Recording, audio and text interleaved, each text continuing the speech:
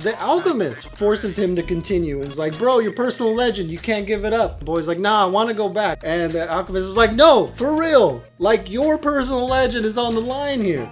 And the boy's like, fine, I guess I'll go. In a residential area, should be played at high volume. This is like a young adult, like spiritual visionary type book. The Alchemist follows a young boy who is a shepherd, but he loves to travel, and he meets a king who tells him to go find his personal legend by seeking out a treasure he had a dream about, and he does that. He meets a lot of interesting people and learns a lot about himself and life along the way. Did you like this book?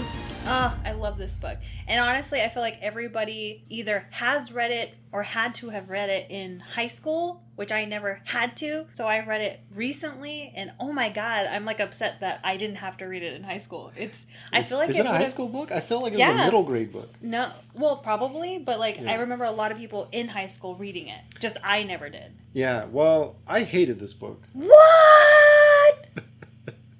Oh my God! This book seems... You're lying. No, I swear. I hated it from page 25 onward. You're lying. It seemed pretentious. Okay, there was just so many things that they were like quotes you would find on Instagram of people trying to post inspirational things. It was just like pretentious quote after pretentious quote. And the boy thinks so many thoughts to himself. There's like at least a dozen times where the boy thinks something to himself and he's like, and then the boy thought this amazing thought. Like, it's not that great. And the book is very simple. I understand it's for like a middle grade audience. That's totally cool. But it's not very deep. Everything is surface level. Everything you need to know or think about the book is given to you. Yeah. You know what I mean? But I kind of think that is part of the point because, I mean, the whole theme of the book is to find your life's purpose, your personal legend. Personal legend. Yeah. Right. Which I think that's amazing that it's called that. I find that to be like, I don't know, it makes it just seem that much more important and vital. It seems very grandiose, yeah. which is reflective of the book. The book makes itself seem very grandiose. I know, but I feel like because kids, like you said, middle grade, high school, whatever, that it's for them to read. I think also it's a good story, one, and then also it helps the kids or young people think about like, oh, you know, these are the things that are important. Like all the life experiences, the people I'm going to meet, all my choices, everything matters. Everything has like a purpose and a reason, and it will lead me to my purpose and my reason. And I think it has to be kind of given straightforward, but I felt like it was done in a really nice, like beautiful way almost. I loved it. I thought it was great. If you enjoy those corny quotes on Instagram, then you'll love this book. Everyone loves inspirational quotes. Everybody loves like those affirmations. Yeah. I mean, who doesn't? Come on. You need like a pump up. You need like those things that are going to be okay. Like, yeah, I agree. But like building up a story to a positive affirmation is great. But not when it's like machine gunned out, just like positive affirmation after another. Gun. Like, Jesus, like he's manufacturing these quotes. And sometimes the quotes seem like nonsensical. Like they don't even make sense. For example, if I were to read something, like one of these quotes to you, like out of the blue, like we were just sitting there talking, and I were to say that to you, you'd be like, Jesus, he's very corny. And you wouldn't even believe me. Like some of these things seem like they come from like a spiritual healer that's like waving a magical rock around you to take all the negative energy out of your aura. Yeah. You know what I mean? But honestly, I feel like that book did. The book did. It like I rubbed it on myself. I read it and I felt like, man, super positive afterwards after reading it. Because it's so small and it's such a quick read. Honestly, I finished it in like a day and I was like, man, I feel good. I did finish it fairly quickly. I think I finished it in 3 days, but not bragging or anything. Hi, please. But let me read this quote to you. Page 82. I've seen how the guides read the signs of the desert and how the soul of the caravan speaks to the soul of the desert. What does that even mean? What? That means nothing. No, he's learning about all these other people that he's coming across and how that they see life and how that they experience life and all the things that they've learned and how to, navigate and how to find resources, how to, like all these different things. He's learning so much about the world and then about himself, and he's reflecting on those things. And it changes you as a person, meeting people, going places, doing things. And I do like the journey he goes on because I agree with you. It changes people, and I liked seeing him change throughout. I hated... The process? No, I didn't like how people always had something like magical to say and like, you know what I mean? But that's the point also. Everything matters. Every person, whether you like them or not, or if it was a good experience, a bad experience, everything matters in life. And everything speaks to one another, and everything is part of... It does. It really, truly everything does. is a part of like one thing, really and does. and nothing else matters because everything is one. Wait, what? Everything is one. No. Nothing else matters because No. everything is one. And love brings it all together. Love is the glue of this ball, and everything is separate but also all together as one. Man, you're getting angry. This is so dumb. This is a dumb not story. dumb. No, I it's like great. the boy traveling, meeting people, changing through his experiences. Totally fine. But even the metaphysical parts towards the end, spoiler alert, when he turns into the wind, we're totally fine. You know, it's a metaphysical book. The only problems I have is that everybody seems to be like some kind of Reiki healer. Well, it's also... And always has something But like it's to also say. because of the geographics of it, right? Like where it's taking So place. everybody in very Egypt spiritual. has something to say about your life, some Probably. anecdote, some like Some smart philosophical quote, thing. some philosophical quote that like motivates you. know. I guess maybe I haven't had that many people in my life that Yeah. are just feeding me philosophical quotes. You know, and I feel like I kind of have met a lot of people in my life who are super spiritual and have a lot of these types of thoughts and feelings and live their lives a certain way. And they happen to be from different parts of the world. And there's something to that. I think that, you know, where you're born and the culture, your past, like your ancestral past, really does reflect in your how you live your life today and the way that they think. So for them to be so spiritual, they're usually more in tune with like their religion and things like that. So it makes sense that they have these philosophies and, you know, these spiritual ways of thinking and seeing signs when they're living their lives and how they take certain relationships and see things that we don't see because they're looking at life through such a different lens. Yeah. And I feel like it gives deeper meaning to like life. And they understand it. They get it. They are there with it. I like that idea. I just don't like how it's conveyed in the book. You know what I mean? Yes. Because a lot of things, like what you said was fine. Like, but the way it's conveyed in the book is like souls talking to souls and everything is one. Like, if I you think step that's back great. and think about it, they're not actually talking about anything. Nothing they're talking about is like physical. And then I know what you're going to say. Like, oh, it's all spiritual and in your heart. It Like, is. no, okay? Him traveling a desert and almost dying by an army fighting each other, that was real. The Alchemist had to pay off some like dudes that were about to murder him. Yeah. That was real, That okay? was intense. Not souls talking to souls and everything is one and love glues it all together. Like no. I think so, though. And I think that also speaks, like, to how different we are. Yeah. I feel like I'm more, like, you know, growing up, you guys would call me a hippie and things like that. And I feel like I am more on that spiritual side. I'm more, like, emotional and things Your like soul that. resonates with the earth. Yeah, exactly. I do feel like See, I should... stupid crap like that. And she's like, yes, perfect. I was like, I just made it up. I just found a bunch of buzzwords, glued it together in a sentence, and Rita was like, yes. No, but I really do. I feel like I'm more connected to, like, you know, the earth and natural type of things like that. You are, on the other hand, like, more, like, realistic and, like, life is this and that. And I have to see it. yeah, I have to see it to be proved. And, like, Yeah. we're just different people. It's fine. Yeah, okay, let me read another quote because, geez, there were so many times where I just put the book down and was just like, why? You're like, I have still 1,000 pages. Okay, of another thing, another like WTF moment I had was page 152. Tony, did you just say WTF? Yeah, I don't want to curse on it because I know you got sensitive ears. WTF, sensitive ears. Page 152. When you are loved, there's no need to understand what's happening because everything happens within you, and even men can turn themselves into the wind. What? What does that mean? Okay, when you are loved, okay, great. Loved, I can't see it, but I can feel love. There's fine. There's no need to understand what's happening. No, that's wrong. What? I think we should all be fully conscious and aware of what's happening around us. I'm sorry. Because everything happens within you. What? No. There's a war going on in Ukraine. That's not happening inside of me. You know what I mean? Like, not in my soul. My soul. And even men can turn themselves into the wind. That's nonsensical, but I'll give it to the book because it's a metaphysical part of just a fantasy story. Fine. There's just so many things wrong with that one sentence, and every paragraph has something crazy like that. No, that's not true. I since I read this quite a while ago, I'm kind of blanking on the whole wind part of it all. Yeah. But I'm pretty sure that there was like a good reason why that was said. I can't connect it because it was just so long ago, and I should read it right now just so I can like cut you up. I'll tell you because I just read it like yesterday. I finished it. Spoiler alert: if you haven't read this book, stop watching. You probably read it. But at the end of the book, the boy turns into the wind. So what happens is he has a full-blown conversation with the earth. Mm-hmm.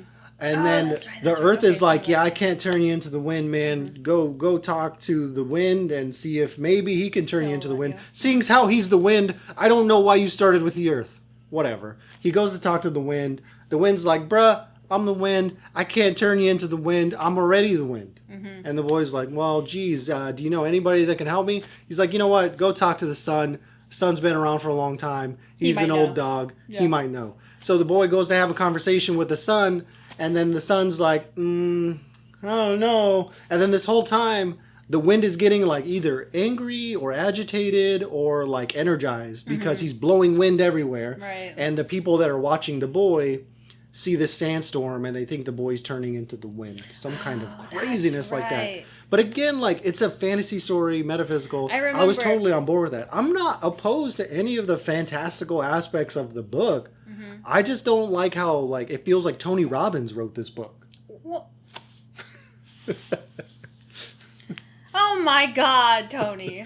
But that's what I mean, like, right? Do you listen to Tony Robbins in the car while you're driving? No. That's what this is. It's just like listening to a Tony Robbins CD. But he's telling you a bunch of like that, and people love listening to people like that. It's very motivational. Well, I'll tell you, you love Tony Robbins. I don't listen to any of his books or anything like that or read, but I do like inspirational quotes and I do like positive affirmations. I think they're super important for a lot of people to, well, then just scroll through the posts scroll through hashtag inspirational quotes on Instagram. No, if you're a reader. And you'll get all the same garbage. If you're a reader, you like to read books and you enjoy a good story and you're also very spiritual and things like that, this is a great book. Yes. If you're spiritual, I would say yes, although I find a problem in that. Because this book is spiritual. It talks about God often and how God has a plan and we just got to listen to God. And but it also talks about the creation of the universe and how it's millions of years old. I think there's page 135. It's interesting because the book talks about God and then a sentence or two later it talks about how millions of years it took to create the universe. You know what I mean? So we get this both like God's creationist story and then the scientific explanation of how the universe comes together all in one book. I mean, I don't see conflict. I just find it's interesting that the book talks about both equally. Because it all... But according to the Bible, it took like 6 days to make the earth. And I think they even mention that in the book. 6 or 7 days. I'm not... It takes me 6 or 7 days to finish laundry. I'm not religious. I don't know. A couple of days. And then I think he had like a siesta on one day. I don't remember. So he's like, man, it's taking too long. He's like, I'm done. But back to what you were talking about with the wind. So he had to turn himself into the wind.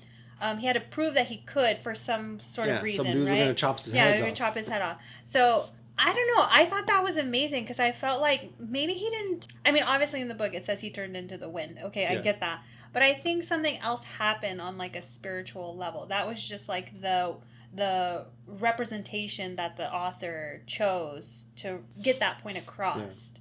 Was something within him changed. I don't think he necessarily turned into the wind, but something physically changed him internally. I think that's... And I loved that aspect of the whole story of his journey and learning things and changing. I thought that was fantastic. Amazing. And I thought that would be a great middle grade story. I just don't know where all these corny quotes come in. But fine, let's get over it. Let's just talk about the story. This boy goes on a journey and changes, which I think is incorrect. The boy is forced onto a journey. No. Through several moments. He's forced to go on this journey. So, initially, he's in, I believe, Spain, Andalusia. And he is practically forced to go to Egypt by the king, right? So the king is like, bro, you should go to Egypt and you're going to find your personal legend there. And the boy's like, I don't know. I got these sheep. They're making me a lot of money. And there's this hottie down the street that I'm looking at, shacking up with. And the king's like, nah, you should go check out my gold breastplate. and you can find treasure and whatnot. And the boy's like, okay.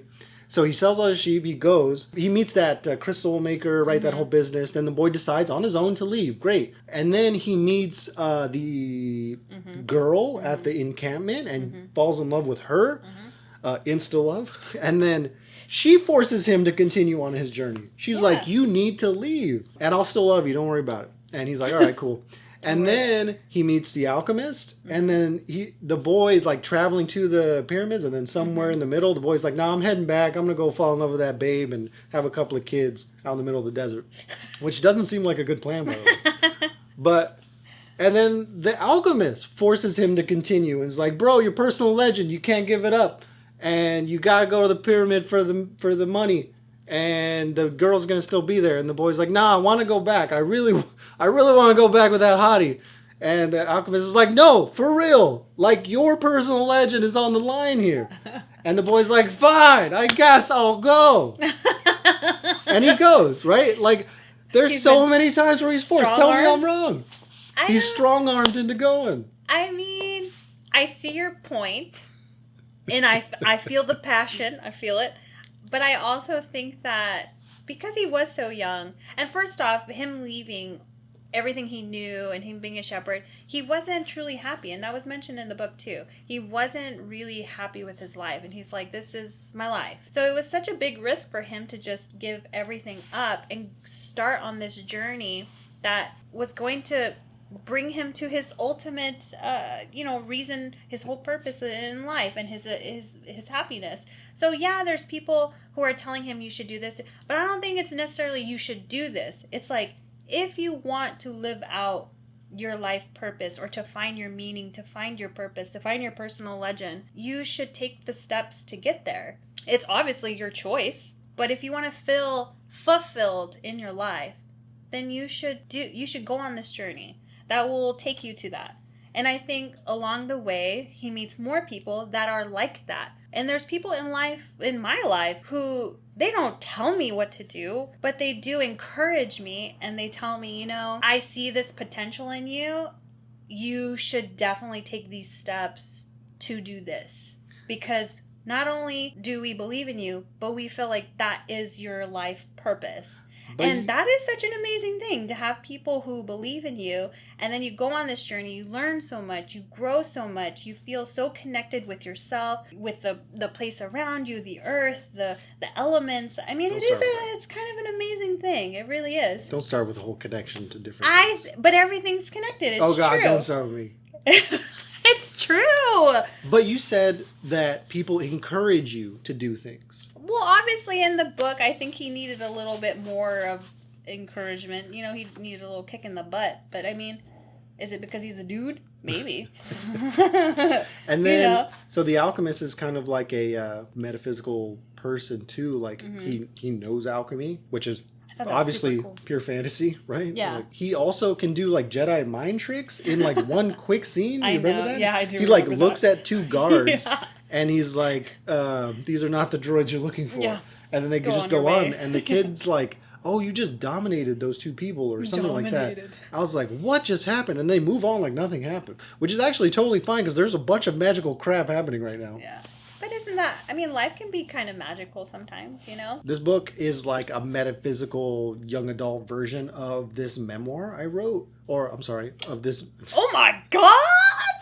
Of this memoir I read from James Riley. It's called Sufferings in Africa. It's about this ship captain, I believe like in the 17 or 1800s, that gets shipwrecked off the coast of Africa and is captured by Arabs and is forced as a slave across the desert. And he goes a lot of interesting places and meets some interesting people. Although Sufferings in Africa is way more bloodier. It sounds like it. And way more grounded. Like, if you want to read a bloody memoir, like, that is as bloody as it gets, because he talks about how they're basically stripped and taken all their possessions away and they're slaves, but they're also forced to walk barefoot, so their feet get all mangled. And then when they can't walk anymore, they're forced to ride a camel, and it's like continuously like bumping up and down on the camel until they're like rubbing their skin raw, and they're just bleeding everywhere, and they're like, oh my God, how are they supposed to work and be slaves when they're just incapable of physically doing any type of work? Yeah, so I feel like if you can't handle the metaphysical inspirational quotes in this book, just go read Sufferings in Africa. It's a lot more grounded. You still get that traveling adventure story.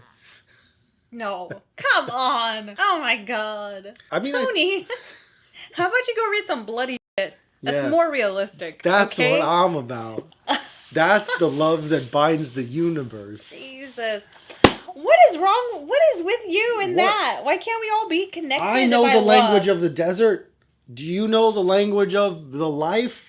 Of the life. Do you, know, can you I see think- the omens? Can you hear my soul? I wish, but I think what it is, the difference between your passion and my passion over here is because you've been to war and you've been literally in a desert where I know, right? there's been like some crazy shit, and I've never experienced that, nor would I want to. But Yeah. I think you see life differently than I do because you've seen it where it's just war and sadness and grief and death, and I have not seen that. Yeah, I guess so. Definitely go to the army and go to Iraq definitely changed me. I could say that much. Yeah. I don't know, like, if it changed my perspective on those things. I felt like I was very grounded before that already. Because we talked about, Maybe. like, when we were kids, you were more, like, I don't know. I guess you could say in tune Free with spirit your and stuff, emotions yeah. and, yeah, more of a free spirit. We always called you a hippie. I don't know. I felt like this book should have toned down the metaphysical aspects. I guess. Or, I mean, just the quotes. But that's what makes the book. That's why it's so quotable. That so quotable is true because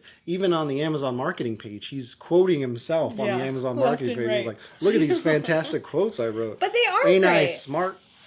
Yes, I think so. He is smart. Okay, so another thing that I don't like about this book, because you don't have enough, We should just do all videos of just Tony, what he just doesn't like about all the books. What I don't like, and I think you'll agree with me on this actually. Okay. He's on the hunt for his personal legend and his treasure, right? They call it a treasure. Right. Well, no, because they really think it's just a treasure buried at the Yeah. bottom of the pyramid. So And at the end of the story, again, spoiler alert, he finds the treasure and it is literal treasure. yeah. I didn't like that. I felt like this story was so much about like finding yourself and learning about the different things of life, learning like the language of the earth and the language of people or whatever he was talking about, finding omens, understanding love, like all of these things. I really thought like at the end it was going to be like the journey is your treasure, like something more But I think it still powerful was. and metaphysical. Whereas at the end he just found like literal physical gold. Yeah, and I can see your point. I do remember reading it and I was like, oh, wait, there really was treasure. Okay. But it didn't bother me like it bothered you. Because I felt like he still got the real treasure, which was his personal legend, and he found it and he went through the journey, blah, blah, blah. But like, I thought it was actually, because I thought about it for a moment, and I was like, oh, he found the real treasure. And I was like, that's kind of amazing, because a lot of people are super like intuitive, or like they have visions and things like that. There's a lot of that out there. So I think that was super, super cool, because he really truly had that dream was that he said was so vivid and felt so real, was really real. There was really gold. I thought that was super cool. Yeah, I thought it was super cool too. I just didn't think that You that's thought where it it would was have had going. a better impact if it wasn't real treasure? I thought it was going to be more of like an intangible treasure, Got it. right? Something he was going to learn about himself But he or did. life.